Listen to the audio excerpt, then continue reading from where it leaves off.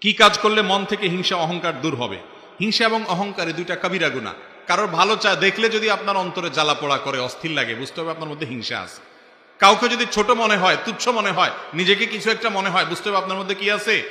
অহংকার আছে। কেউ হক কথা বলেছে, আরে ও বলছে, তার কথা কেন শুনতে হবে? বাতারুল হক, হককে অস্বীকার করলেন, বুঝতে হবে অহংকার আছে। কেউ কথা বলতে গেলে, আরে রাখো তোমার কথা, দমায় রাখলেন, বুঝতে হবে অহংকার আছে। এই অহংকার দূর করার জন্য কি করতে হবে?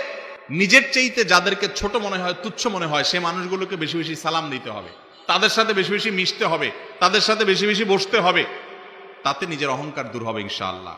আর যার প্রতি হিংসা হয় তার জন্য দোয়া করতে হবে। দোয়া করলে ইনশাআল্লাহ কি হবে? অন্তর থেকে হিংসা দূর হবে। কাউকে আল্লাহ ভালো কিছু দিয়েছেন, আপনার কাছে খারাপ লাগতেছে, সে কেন পাইছে? হিংসা হচ্ছে।